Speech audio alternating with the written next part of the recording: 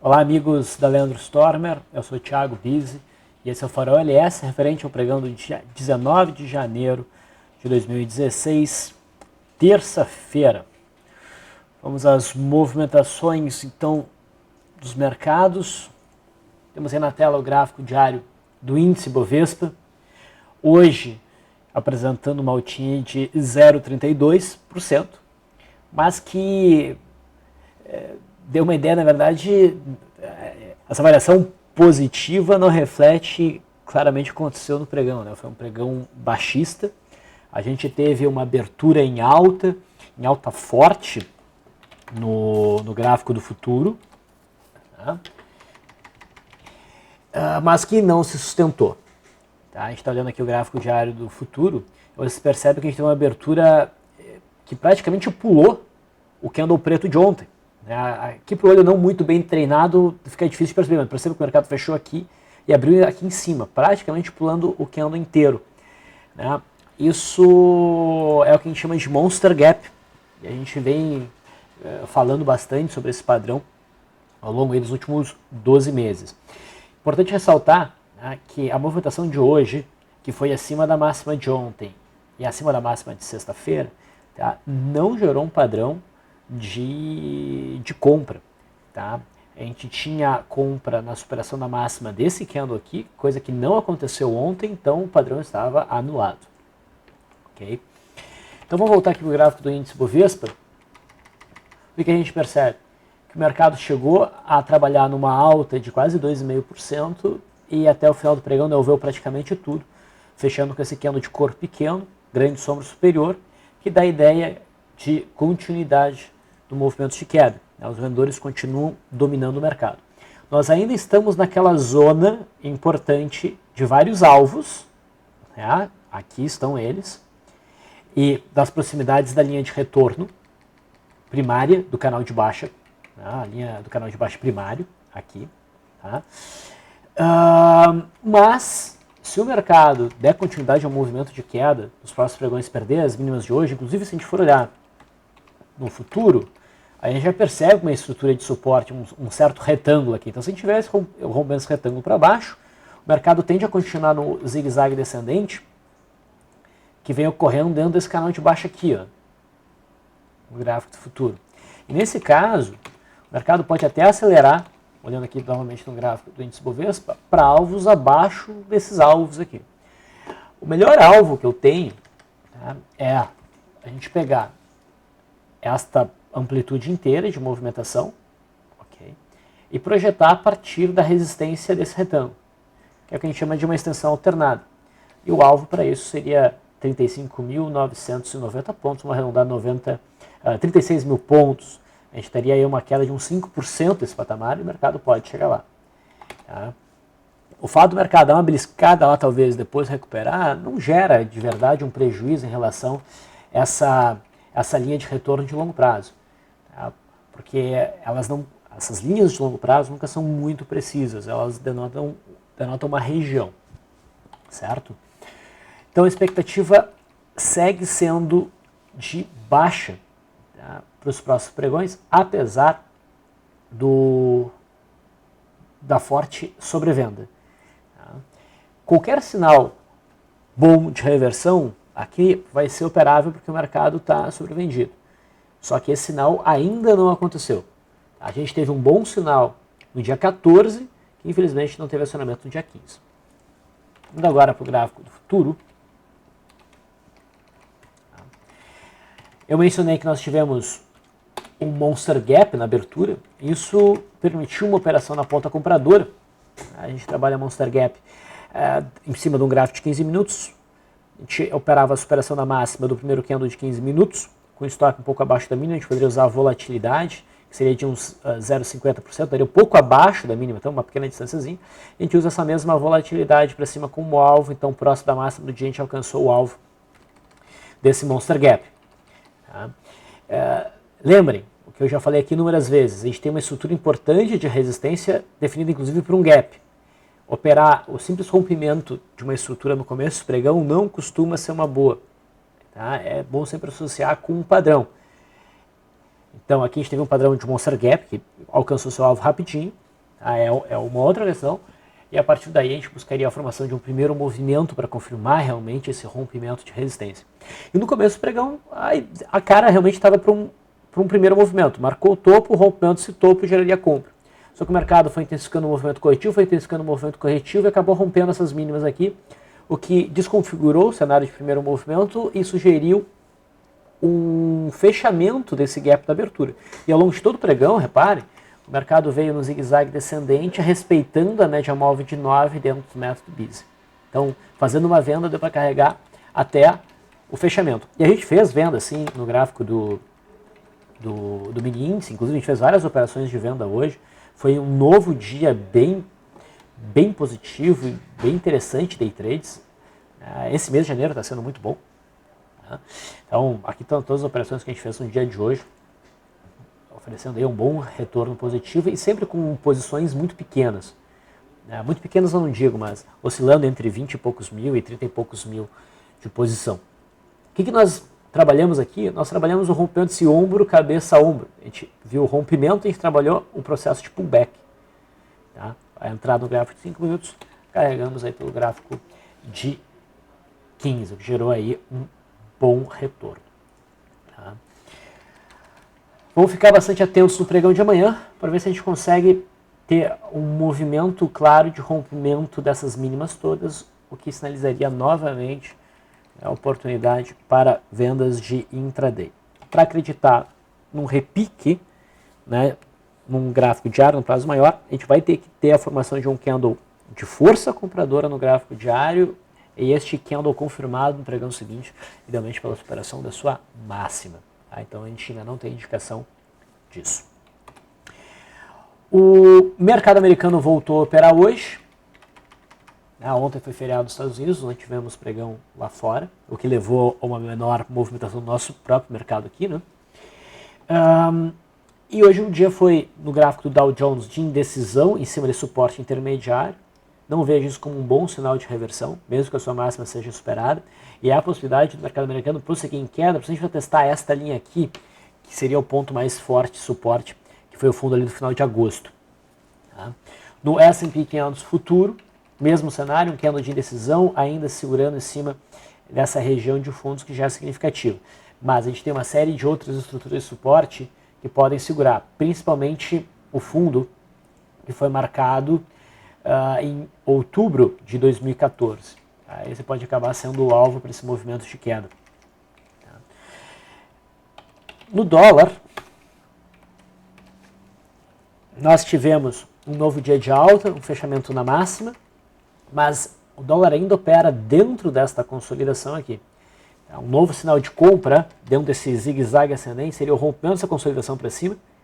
Seria um sinal interessante que provavelmente levaria a uma perna de alta que testaria, enfim, o topo de setembro, que é o alvo esperado para esse movimento. No entanto, agora, pessoal, a média de 21 períodos já passa para cima das mínimas dessa consolidação.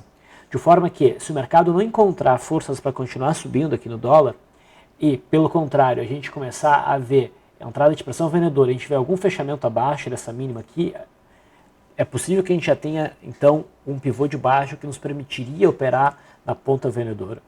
Aí agora é mais propício do que anteriormente, porque nesse caso, hipotético aí, a média de 20 períodos não seria mais um obstáculo. Daí o dólar teria livre para vir buscar provavelmente essa zona de suporte por volta de 3.860. Só que isso é só uma hipótese. Por enquanto, a expectativa é realmente de alta pela tendência vigente. A abertura foi em gap de baixa. A gente teve aqui a formação de um candle de cotação altista logo no início. Era uma oportunidade para acertar fechamento de gap, mas uma oportunidade mais arriscada, já que a gente tinha um certo nível de estreitamento de bandas e esse candle abria as bandas de forma imediata.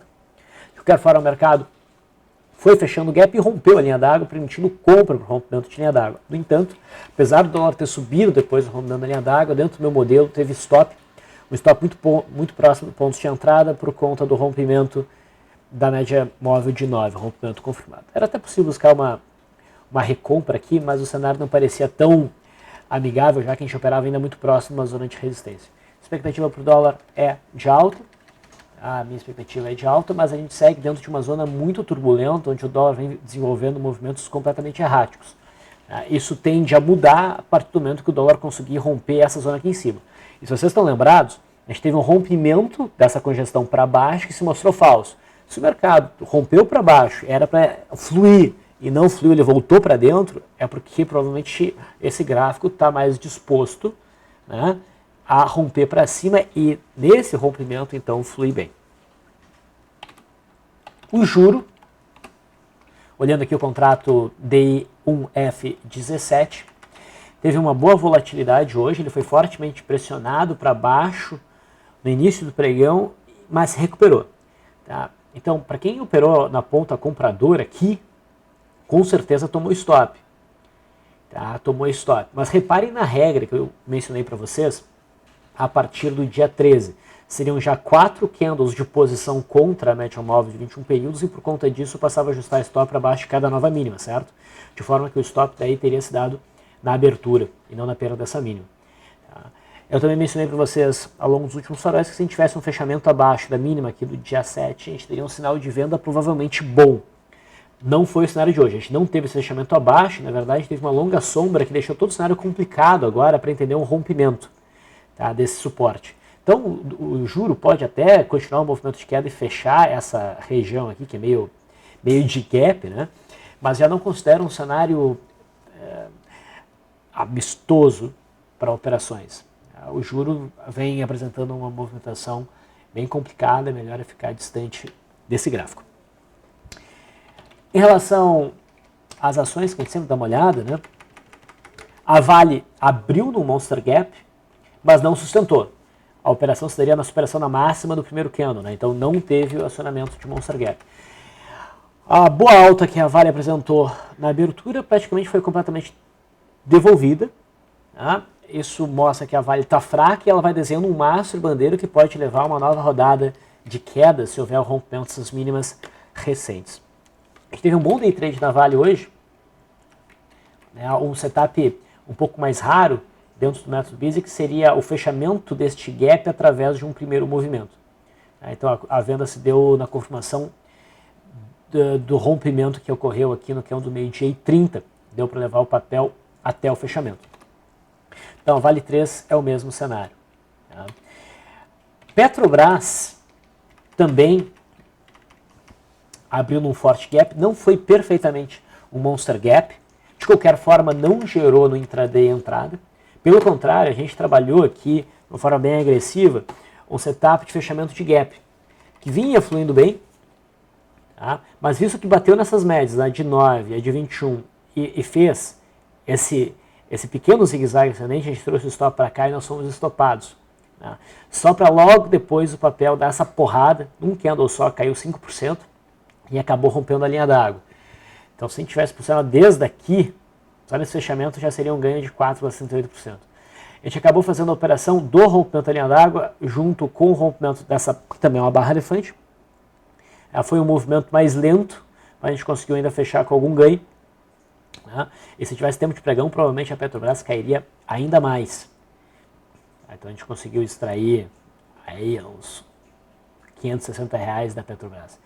Então, o movimento parece que teve pequena amplitude, mas não foi tão pequena amplitude assim. Né? Olha, olhando aqui o gráfico da Petrobras, eu já mencionei isso antes, uma projeção bastante razoável é a mesma do Ibovespa, tá?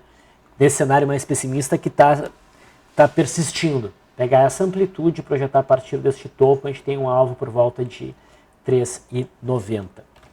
PTR3 também vem fazendo um bom movimento de queda e não há nenhuma reversão no horizonte por enquanto. O setor de siderurgia também abriu em alta, vem caindo. Logo eu vou fazer uma enquete com vocês de quais papéis a gente poderia colocar no lugar aí desses papéis do setor de siderurgia. CSNA também não fez nada, o papel parece meio travado, não quer nem subir nem cair, mas deve prosseguir no movimento de queda daqui passado um tempo para buscar o fundo de agosto. Uzi Minas também tentou subir e devolveu os ganhos, deve manter a sua movimentação baixista. Bom, Bradesco vai desenvolvendo um pequeno movimentozinho lateral, o setor bancário anda bem ruim de operar até mesmo no intraday. Itaú apresenta o mesmo cenário. A gente tem o alvo de Itaú para esse triângulo simétrico em 22,50, eu acho que vai chegar lá. Itaúsa já está bem próximo, praticamente fechou em cima do alvo do seu triângulo simétrico. Também tem o cenário baixista. Banco do Brasil também caiu e vai desenvolvendo um pequeno movimentozinho lateral, segue tendo um bom viés baixista. Outros papéis que a gente pode comentar, apesar de ter sido um pregão bem mexido, não teve quase nada surgindo de novo em termos de swing trade. Tá? Arezo rompe essa consolidação que se dava em cima desse suporte entre 19,65 até 19,20. Fica até com uma cara de maço bandeira. É possível pensar em venda.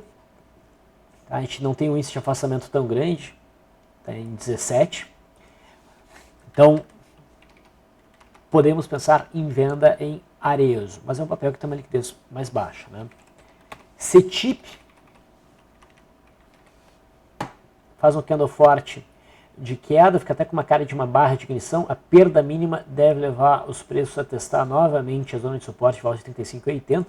E a gente já vê claramente, então, aqui uma formação de retângulo que tem no gap aberto de novembro a sua zona de suporte. Tá? E é um suporte bem forte, diga-se de passagem. Tá? Então, esse aqui é um patamar onde compras provavelmente são bem-vindas. A gente torce para que o papel consiga respeitar a zona de suporte e num futuro não tão distante venha a romper essa faixa de 39,50, gerando uma compra de longo prazo. Tá? Então a gente tem uma congestão no topo. O rompimento dessa zona de suporte, se não tiver mais a média móvel de 200 como obstáculo, vai ser um sinal de virada importante. Tá? Embraer, a gente viu nos últimos dois pregões Embraer testando a zona de 26,50 e respeitando essa zona, que é uma zona importante se for olhar o gráfico num prazo mais amplo, né? É o antigo topo primário. O candle de ontem não era favorável a uma operação de retorno na média porque a sombra era muito longa, o candle de hoje já é mais bonito. Mas o que a gente repara é que o stop até o fundo já é bem significativo, já é grande em relação ao obstáculo dos fundos imediatos e a média móvel de 21 períodos. Então no gráfico diário não está bem posicionado. Se a gente pensar em gráfico semanal, a gente pode ter uma boa compra aí, né? Uma correção em cima do topo anterior, tendo ainda a média móvel de 20 períodos ascendente. Mas daí a gente tem que esperar a semana fechar e realmente operar neste prazo. Klabin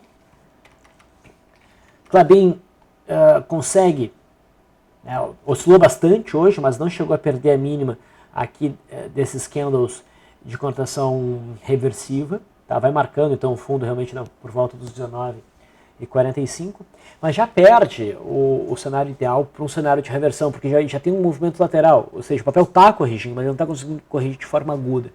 Então abrir posição em swing trade fica difícil, mesmo com esse martelo. É exatamente aquele tipo de cenário onde eu olho no intraday e tento achar uma brecha para uma posição intradiária que se evolui muito bem, a gente pode tentar carregar para um prazo maior. E se por acaso o Klabin não conseguir subir, ceder e vir a romper estas mínimas aqui, a gente tem o cenário inverso. Daí o papel sinaliza a venda, e é uma questão de avaliar se a gente não está muito afastado, muito sobrevendido para abrir essa nova venda. Qual 3? Qual 3 foi um dos papéis que mais chamou a atenção ontem? Né? Conseguiu produzir um rompimento de uma consolidação. É uma consolidação que surgiu depois do rompimento de um suporte prazo maior, ali em 14,50. E era uma boa venda, que tem alvo no fundo de 2011, por volta de 11,78, 11,80, e que deveria ser trabalhado pela perda mínima de ontem. Isso aconteceu, o trade já teria até alcançado seu alvo por volatilidade. Também valia a pena acompanhar no intraday. Tinha tanto um opening power breakdown e a abertura sinalizou a possibilidade também de operar o rompimento da linha d'água. Trade esse que foi feito hoje e o papel desenvolveu um belo movimento de queda. Rumo 3. Pelo método Leandro a gente conseguiu um belo trade em Rumo 3 no dia 15, né, onde a posição foi feita acho que por volta de 2,26, 2,27. Daí no leilão o papel subiu 30%. Então, a perda da mínima de ontem encerra esse trade no método Leandro com um belo lucro. Eu sinalizei que esse papel ainda ficava interessante para quem não teve essa sorte, entrar na superação dessa máxima, desde que o stop ficasse aqui embaixo, um stop de 35%, então é dinheiro é troco que tu vai botar aí. O papel sofreu uma bela de uma queda hoje, quase 20% de queda.